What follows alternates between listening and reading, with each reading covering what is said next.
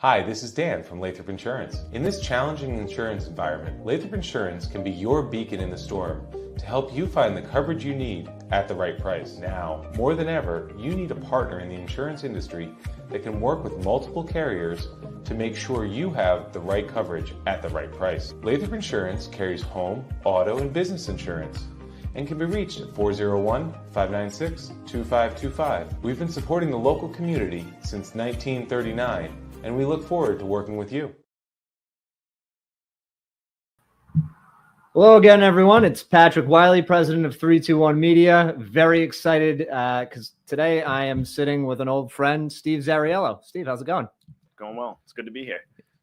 We're just running back the timetable of how long ago we met. Yeah. It's been about 10 years, I think we figured out. Yep. And, I appreciate you taking the long trek from Cranston. You pack a lunch? Yeah, anything outside. Take some snacks. Anything outside of 10 minutes is it's a hike for me. It's a little much. So, yeah, we met about 10 years ago through BNI Win in East Greenwich. I don't remember what building we were in at the time. I know we went to the Poliquin building at one point. That was all right. cool. So yeah, maybe that. Yeah, that was a nice setup there. That was a good building until we got kicked out of that building, and then had to go back to what was it, RISD? Yep. But no, those are some good times. That's you were doing something very similar to what you're doing now, almost exactly the same, but just under a different name, right? Yeah, that was kind of the start. We essentially started our business. I had a partner in that, and tell everybody what the business is. What do you do? So I own Olympia Fitness and Performance, and we are a sports strength and conditioning facility. We focus on building stronger, faster, more confident athletes and keeping adults active. Okay. So when I hear sports performance, or when I think about the gym, I don't necessarily think about immediately pushing sleds and big open spaces. You kind of think of the YMCA sometimes, right? Yeah. But what you do is much, much different than just traditional static exercises. Could you go into a little bit of your philosophy on how you train your athletes and your students? Yeah, it is. It's a lot different than your typical gym. There are no machines in there. There's dumbbells, stability balls, med balls, and more than anything, there's just open space to train people. And that's we basically think of everything as training an athlete or an adult for their daily life. So we want you to be able to perform things that you would be doing on a normal day. And our goals are, one, we want everybody to be injury free. Because whether you're an athlete or an adult, as an adult, as we get older, it sucks to be injured. Anytime you're dealing with those, back pain, shoulder pain, those are the types of things we want to avoid, because those are going to make you less active, because you're going to feel like you're limited in the things you can do. Right? Your kids are not going to appreciate you being or understand you being injured, right? Like you want to be able to wrestle around with them a little bit and feel good about it. They don't understand. Oh, Daddy can't get up off the floor today. So, Mommy, is Daddy dead?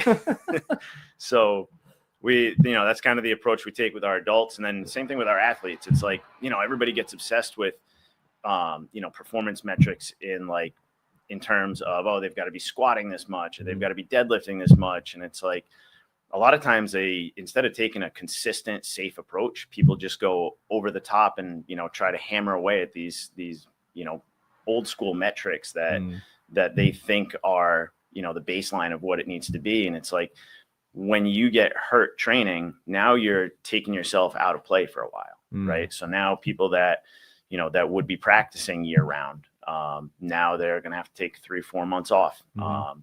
If they're a multi-sport athlete, which we want to see most athletes be, if they're a multi-sport athlete, it's like you can lose a whole season because you got injured. Right. So our number one goal is always make sure they're healthy, right? Because if they're healthy, then they can continue training year round and they can continue practicing all of their sports year round. So I'm going to back up a little bit here, because if I understood this correctly, you're not just training athletes. You have everyday people that come to see you as well? We do. And is this like group type classes, or is everything individual? So we offer both.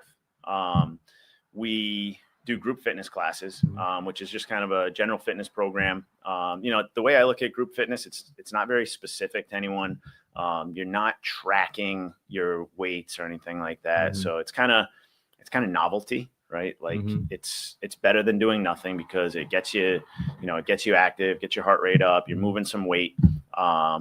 But you're also typically not like really trying to significantly improve. Or if you're trying to significantly improve something, you got to measure it. So we also offer semi-private programs. So most of our clients will do a semi-private program. And what that is we bring you in, we do an assessment with you. We figure out exactly where your strengths and weaknesses are, what you need to work on.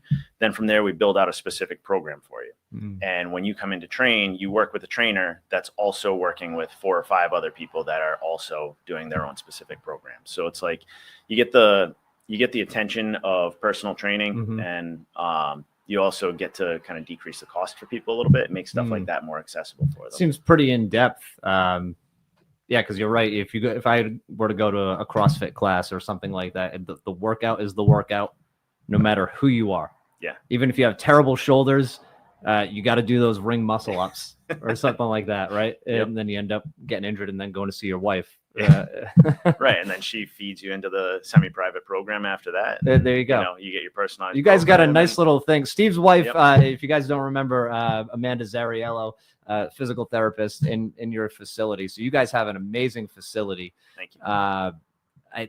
It's huge. You're located in Cranston. It's off of Pontiac. It's off Pontiac. Yeah. And you have, how big is it? So it's 6,000 square feet. We're actually putting an addition on right now. Where within the next month or so, we're intending to put a second floor in there. That's going to give us another 3,000 square feet. Wow. So that's crazy. How many trainers do you have working throughout that space? So there are 5 of us that are full time. Okay. So I'm sorry, 6 of us that are full time. Nice. Most of them, everybody kind of has a specialty. So they kind of fill a dual role. Myself and one of the other guys specialize in training golfers. We have Titleist Performance Institute certifications. Nice. We have one girl who works on nutrition with people. Everybody kind of has their own little niche. So there you go. So all the hacks out there, come see Steve. Maybe he can help fix your swing. Hopefully, yeah. We can fix your body so that somebody else can fix your swing. Oh, there you go. Yeah. Well, there's no fixing my swing. That's I'm beyond help at this point. Well, it's funny. I was actually thinking about doing a video on this the other day. It's just one of the misperceptions that people have about fitness training for golf is like this idea that everything should look like your swing, and we really focus on with that Titleist Performance Institute screening, and that shows us where the limitations are in your body, and if it'll show us your glutes aren't strong enough, so you probably have an early extension in your swing. So if I keep having somebody practice something that looks like a swing, it doesn't fix that problem, right? It just doing stuff that looks like your swing is great for novelty and for increasing your swing speed, but for everything else, it's What are the most important muscles to work and to have strong for a good golf swing? So the 3 things that I see with pretty much every single golfer that comes in is their glutes are weak, okay, their abs are weak, and they have poor balance. As a result of those things, or just poor balance in general? Just poor balance in general. The glute strength has some effect on it, but it's just poor balance in general. Interesting. So, those are things that pop up in the test all the time. And it's like before somebody comes in, you have a general idea of what they're going to need to work on. And then it's just the testing is typically just confirmation of that. Sure. So nice. But yeah, if you're a golfer, you feel like you need to work on a few things, go see a swing coach, and at the same time, work on your glute strength, work on your balance, work on your ab strength. There we go. Awesome. So talk to us a little bit more about the high school sports, because obviously our business is broadcasting high school sports. So it's something very near and dear. And, I think the audience, the folks who watch our show, could benefit from maybe a couple of tips or things that you see with high school athletes and multi-sport high school athletes that, what's going on out there in that world. Yeah. I think you just touched on it right there. I think the thing we want is for them to be multi-sport athletes. Right now you see a ton of kids that start to specialize in a sport at like 10, 11, 12 years old, which is crazy.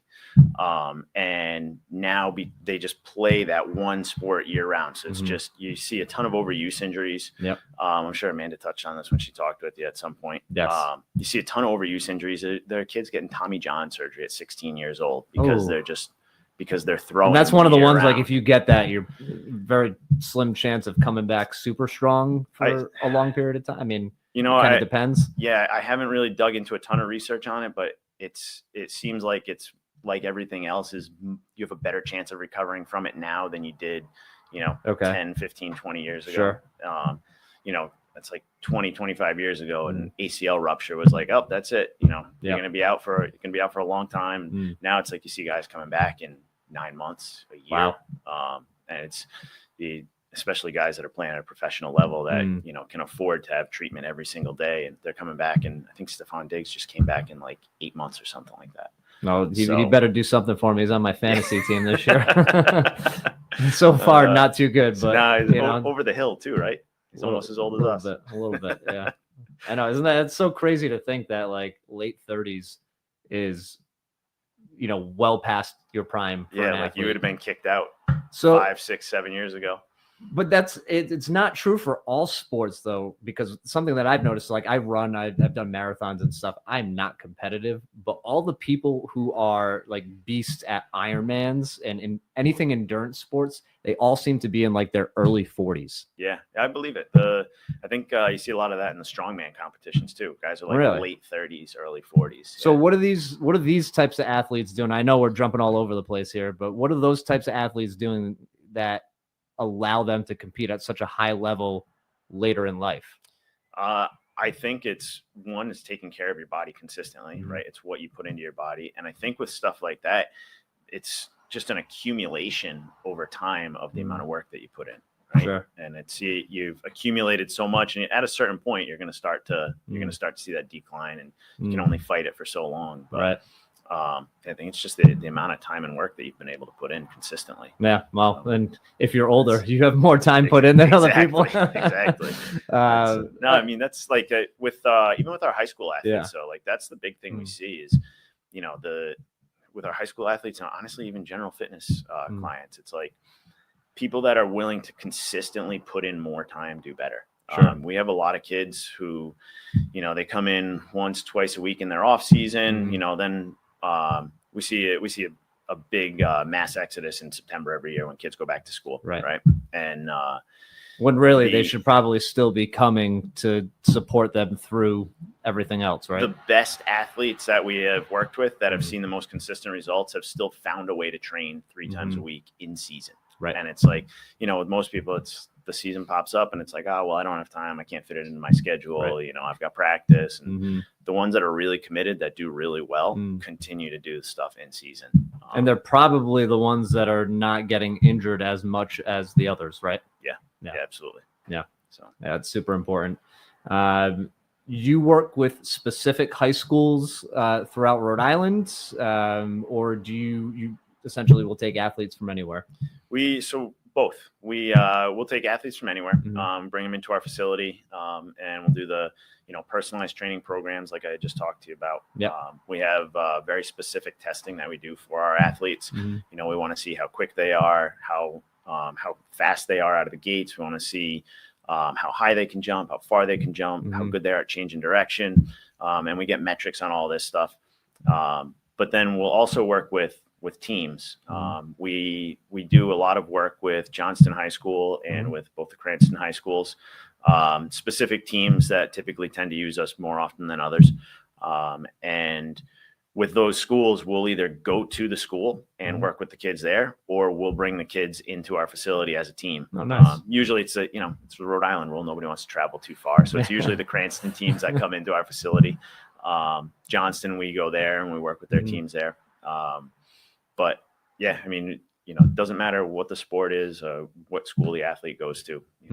We're there for all of them. And, really, we know most of these kids are not going to go play D1 sports, right? It's about making them get as much as they can out of their high school experience. You know, we want to take the kids that, you know, maybe struggle on the JV team and give them an opportunity to make varsity. We want to take the kids that are, you know, they're varsity players and they wish they could play in college. Maybe they're not good enough, and want to give them enough of an edge that they get a chance to go play D3. You know, and for a lot of them, you just want to have the chance to positively impact their life. Right. You know, everybody that played sports can think back to a coach who positively impacted your life. I'm thinking of one in my head right now. Yeah, everybody's got at least one, right? And that's who we want our coaches to be too, because our coaches can give you an unbiased view of what they think you should do, right? Because we don't have any, you know, we're not AAU coaches where it's like, oh, well, you know, I want this kid on my team, you know, year round. We want what's best for the kid, right? And you know, I think that's really valuable. And you know, we're able to create a space for the kids where they can come in, be themselves, and connect with our coaches, you know, and see them a few times a week and develop a good relationship with them. That's awesome. Yeah, I mean, again, we are so closely tied to high schools throughout Rhode Island and even Eastern Connecticut. So really appreciate the work that you guys do for all the high school athletes out there. And that goes for the Westerly, Charahoe, the Prout athletes, anybody looking for something that a little bit of an edge that they might not have right now. Steve could definitely help you with that, as long as you're willing to pack a lunch and drive to Cranston. I was going to say, as long as you're going to make the trek. As long as you're going to make the trek. It's a hike, man. That's it. Well, Steve, appreciate you stopping by. I can't let you go, though, without, you know, we talked a little bit of business. Now we're going to talk a little bit of personal stuff. So we know you're married to Amanda, and you guys have a business businesses in the same building. But tell me something about yourself that we might not know about you just by looking at you. I mean, you kind of gave it away with the comments about golf, but that's become a passion of mine, is starting to play a lot more golf. And you know, business has made it seem like it's something that I really need to do. You know, it's great networking, it's a good chance to get outdoors, stay active. So I guess that's one boring sports related thing. There we go. You know, that's it. Well, next time you want to take a trek down here, we'll go over to Lake of Isles, play 9 holes, and I love it. I've never been there before. Perfect. We'll make it happen. Done deal. Awesome. Steve, thanks again, folks. Steve Zarriello, Olympia Fitness and Performance, off Pontiac Ave in Cranston, Rhode Island. Check him out. Ben's going to put all the information in the description of this episode. Until next time, thanks so much.